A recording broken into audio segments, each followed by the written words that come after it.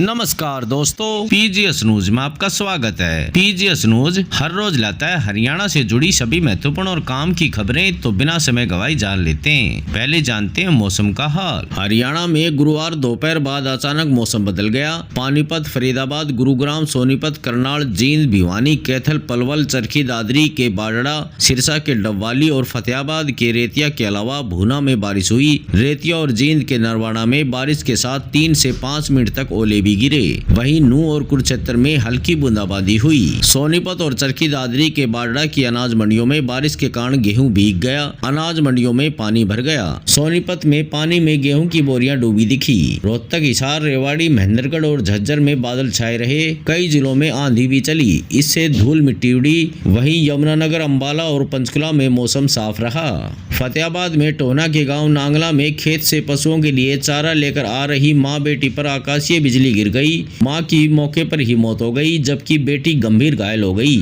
आगे समाचारों में, हरियाणा के चरखी दादरी में शुक्रवार सुबह हरियाणा रोडवेज की बस बेकाबू होकर सड़क किनारे लगे पेड़ से टकरा गई। हादसे के समय बस सवारियों से भरी हुई थी। स्कूटी सवार महिला को बचाने के चक्कर में हादसा हुआ। बस का अगला हिस्सा क्षतिग्रस्त हो गया।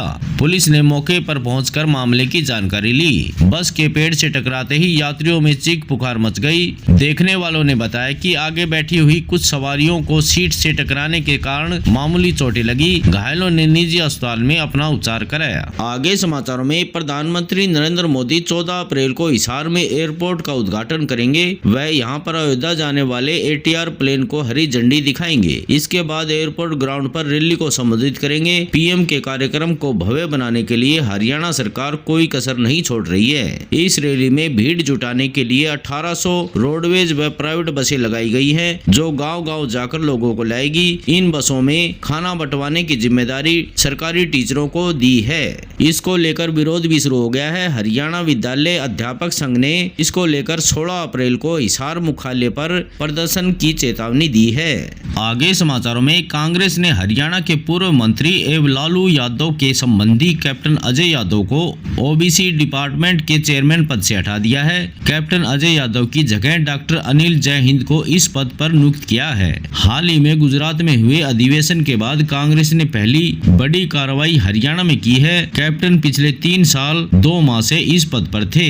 आगे समाचारों में, हरियाणा के पहले मुख्यमंत्री पंडित भगवत दयाल शर्मा का पुश्तैनी घर सुर्खियों में आया है। इसी घर में उनका जन्म हुआ था। उनकी बहू ने आरोप लगाया कि इस घर को गलत तरीके से बेचने की कोशिश की जा रही है। बार बार विवाद और खरीदारों के आने से वह तंग आ चुकी है। इससे परेशान होकर उन्होंने घर के ऊपर पक्के तौर पर ही पेंट से लिखवा दिया, यह मकान बिकाऊ नहीं है, संपर्क करें। आगे समाचारों में, हरियाणा के जींद में बेटे ने घर में बुजुर्ग माता पिता की पिटाई कर दी। उसने माता पिता पर डंडे और लात घूंसे बरसाए।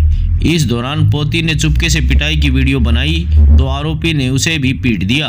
माता पिता के शोर मचाने पर ग्रामीण मौके पर पहुंचे और उन्हें छुड़ाया। ग्रामीणों ने दोनों को अस्पताल में दाखिल करवाया, जहां से उन्हें रोहतक PGI भेजा गया है। अब इसकी वीडियो सोशल मीडिया पर वायरल हो रही है, जिसमें बेटा मां को लात मारते दिख रहा है। मामला जींद जिले में सफीदों के गाँव भुसलाना का है। बेटा जमीन न देने पर माता पिता पर ज्यादती कर रहा है। उन्होंने सफीदों सदर थाने में शिकायत देकर बहू बेटे पर कार्रवाई की मांग की है। आगे समाचारों में, हरियाणा के गुरुग्राम में एक चाय और पराठे की रेहड़ी वाले से मंथली लेने वाले 4 पुलिसकर्मियों को सेक्टर 17-18 थाने की पुलिस ने गिरफ्तार किया है। गुरुवार शाम को चारों आरोपियों को गिरफ्तारी के बाद कोर्ट में पेश किया गया, जहां से उन्हें जेल भेज दिया गया है। आगे समाचारों में, हरियाणा को नशा मुक्त बनाने के संकल्प के साथ हिसार से आरंभ हुई साइक्लोथॉन साइकिल रैली आज गुरुग्राम पहुंच रही है। गाँव खालुआ से चंदू तक साइक्लोथॉन का जगह जगह स्वागत भी किया जाएगा। गुरुग्राम में 25,000 से ज्यादा साइकिलिस्ट ने साइकिल रैली में शामिल होने के लिए ऑनलाइन रजिस्ट्रेशन करवाया है। आगे समाचारों में, गुरुग्राम में मुख्यमंत्री नायब सिंह सैनी आज द्वारका एक्सप्रेस वे के किनारे बसाई जा रही आधुनिक ग्लोबल सिटी का दौरा करेंगे। वे ग्लोबल सिटी के विदेशी निवेशकों के साथ बैठक करेंगे और निर्माण कार्यों का जायजा लेंगे। सेक्टर 36 से लेकर सेक्टर 37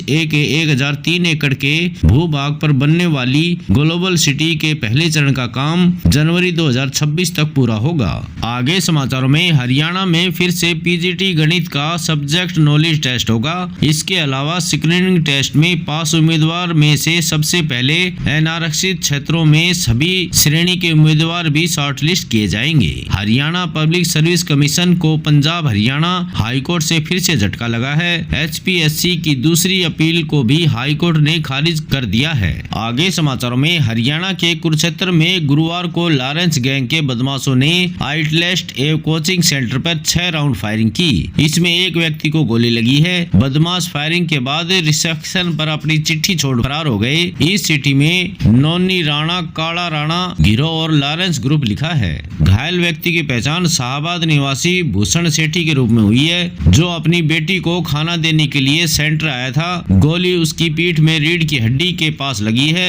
उन्हें तुरंत नागरिक अस्पताल ले जाया गया, जहां से आदेश मेडिकल कॉलेज रेफर कर दिया गया। डॉक्टरों के अनुसार भूषण अब खतरे से बाहर है। आगे समाचारों में हरियाणा में प्रॉपर्टी खरीद को और अधिक महंगा बनाने वाले कलेक्टर दरों में 2025-26 के लिए संशोधन को मुख्यमंत्री नायब सिंह सैनी ने स्थगित कर दिया है। फिलहाल पहले की दरें ही इस साल लागू रहेंगी। इसको लेकर राजस्व विभाग ने आदेश भी जारी कर दिए हैं। राज्य में प्रॉपर्टी के लेन देन और स्टाम्प शुल्क के कलेक्शन को प्रभावित करने वाली मौजूदा दरें अगले आदेश तक लागू रहेंगी। आगे समाचारों में चरखी दादरी जिले में बीती रात को गांव हड़ोदी व अटेला खुर्द में गेहूं की खेतों में आग लग गई। बिजली आपूर्ति लाइन की तारों में शॉर्ट सर्किट होने से यह हादसा हुआ। सूचना मिलने पर बड़ी संख्या में ग्रामीण ट्रैक्टर व बाइक लेकर मौके पर पहुंचे और आग पर काबू पाने का प्रयास किया। इस दौरान डायल 112 व फायर ब्रिगेड की टीम मौके पर पहुंची, लेकिन इससे पहले हड़ोदी के 3 किसानों की 7 से 8 एकड़ गेहूं की खड़ी व काटी गई फसल जलकर राख हो गई। वहीं अटेला खुर्द में 152 एकड़ फसल का नुकसान हुआ है। ग्रामीणों ने